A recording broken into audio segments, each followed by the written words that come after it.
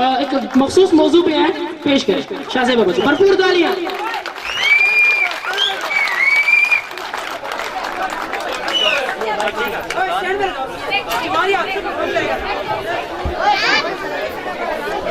نحمد ونصلي على رسول الكريم اما بعد فاعوذ باللہ من الشیطان الرجیم بسم اللہ الرحمن الرحیم. جس نے سورج کی شعاعوں کو گرفتار کیا، جس نے سورج کی شعاعوں کو گرفتار کیا، زندگی کی شب تاریک سحر کر نہ سکا. جناب صدر، معززین علاقہ، مائی ڈیئر ٹیچر، السلام علیکم. میری تقریر کا موضوع کیا ہم پرامن ملک کے شہری ہیں؟ ایسا پرامن ملک جس میں ہر روز انسان مرغیوں کی طرح کٹے جاتے ہیں، جہاں انسان کی قیمت چونٹیوں کے برابر ہے، جہاں خون بہایا جاتا ہے، کبھی MBS کے بچوں کو سرعام مارا جاتا ہے، کبھی بادشاہ خان یونیورسٹی کے طالبہ کو سولی پہ چڑھایا جاتا ہے، کبھی ہستی کھیلتی بستیوں کو سرعام اجاڑا جاتا ہے. جہاں کبھی رونقیں تھی اب وہاں ماتم ہے. جن آنکھوں میں شمع کے دیے روشن تھے وہاں ویرانی نے اپنا بسیرا ڈال دیا ہے. پھر بھی ہم کہتے ہیں کہ ہم پرامن ملک کے شہری ہیں. یہ تاریخی حقیقت ہے کہ کسی ملک میں اس وقت تک امن قائم نہیں ہو سکتا جب تک اس کا حکمران، افسران و صاحب حیثیت لوگ اجتماعی معاملات میں عدل و خدا ترسی، احسان و قربانی اور ہمدردی کے اصولوں کے مطابق نہ چلیں. جناب صدر، مختلف زمانے میں وحشت اور بربریت یہ دو طوفان اٹھے. ان کی وجہ صرف یہی تھی کہ انہوں نے دین کو پس پشت ڈال کر اپنی مرضی کے قوانین بنا ڈالے اور لاقوانیت کا بول بالا ہو گیا.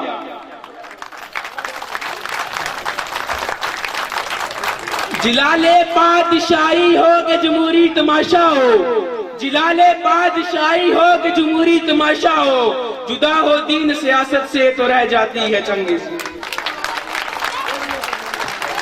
ہم ایسے پرامن ملک کے شہری ہیں جو اپنے ملک کی بیٹی کی حفاظت نہ کر سکے اور اسی بیٹی کو 80 سال کی سزا سنا دی گئی. ہر دفعہ حکومت میں تبدیلیاں ہوئی، ہر سربراہ حکومت نے وعدہ کیا آپ کی بہن، آپ کی عزت، آپ کی بیٹی ڈاکٹر آپ کے صدیقی کو آزاد کروائیں گے. وہ بے گناہ ہے مگر وہ وعدہ ہی رہا، کبھی اس کو اپنی جامعہ نہ پہنایا گیا.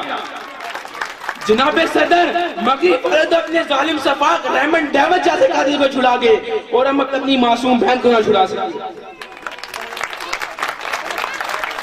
ہوئی دین و دنیا میں جس دم جدائی، ہوئی دین و دنیا میں جس دم جدائی، ہوس کی امیری ہوس کی وزیری. ہمارے ملک میں سنی شیعہ فسادات ہو رہے ہیں، مسلمان آپس میں لڑ رہے ہیں اور کٹ رہے ہیں. اگر دین کو سیاست سے جدا کیا گیا تو خون شامی اور چنگیزیت کا دورہ ہوگا. ہم مغرب والوں کی اندھی تلقین کر رہے ہیں. مغرب والے تو یہی چاہتے ہیں کہ ہم ان کے ذہنی غلام بن کر رہے ہیں اور غلام بن کر کٹ پتلی کی طرح ناچ رہے ہیں جن کی ڈور انگریزوں کے ہاتھ میں ہے. وہ زمانے میں معزز تھے مسلمان ہو کر، وہ زمانے میں معزز تھے مسلمان ہو کر، اور تم خوار ہوئے تارک قرآن ہو کر. ایک باپ اپنے معصوم بچے کے لیے تندور سے روٹی دے کے جاتا ہے. بچے حسرت بڑی نگاہ سے باپ پر راہ دیکھ رہے ہیں کہ کب ان کا باپ لائق آئے گا اور کھانا لائے گا. مگر دیکھیے حالات کی سطح منظرے بھی، روٹی کی جگہ ان کا باپ خون سے لت بند گولی سے چھتی کیا ہوا آتا ہے. کوئی نہیں جو ان معصوم پھولوں کے سر پر ہاتھ رکھے، کوئی نہیں جو ان پھولوں کو مرجانے سے روکے اور ان پر مسکراہٹ لائے.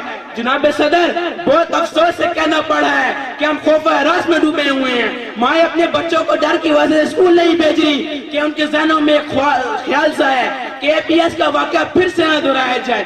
جن تعلیمی اداروں میں ان کی شمع روشن کیا جاتا تھا وہاں بد امنی پھیل چکی ہے. لپے آتی ہے دعا بند کر تمنا میری، زندگی اور شمع کی صورت و خدایا میری. کہاں گیا اقبال کا خواب، کہاں گئی وہ شمع جس کو روشن کرنے سے اندھیرا ختم ہو جائے. جناب صدر، ادھر ادھر تو لوگ اپنی بیٹے کو بازے پہنا کر رقص کرنے پر مجبور کرتے ہیں. یہاں روپے پیسے اور بزر پرستی کا دور ہے. جہاں کراچی جیسے بڑے شہر کو شام کے بعد باہر نکلنا موت کو دعوت دینے کے مترادف ہے، جہاں دن دہاڑے بھاگے پڑتے ہیں، جہاں اخلاقی و اریانی و میخواری کا فخر سمجھا جاتا ہے، جہاں حوث کے پجاری انسانیت کے درجے سے گر کر حوانیت و صفائی کا لبادہ اڑ چکے ہیں، ایسے میں زلزلے نہ آئے تو کیا آئیں؟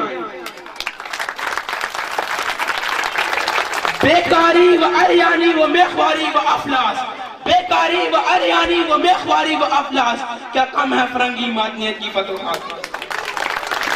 جناب صدر، ابھی بھی وقت ہے کہ ہم قائد اور اقبال خواب کو اپنی جامع بنا سکیں، ہم ایسا پرعمل ملک بنا سکتے ہیں جہاں ہم آزاد انسانوں کی طرح سانس لے سکیں، جہاں ہم ان معصوم پھولوں کو مرجھانے سے روک سکتے ہیں، جہاں ہم کشت و خون کے بجائے اسکول آباد کر سکیں۔ آئیے آپ اور ہم مل کر اس ملک کی سلامتی کی یہ دعا کرتے ہیں کہ یہ ملک کبھی لاکھوانیت کا شکار نہ ہو۔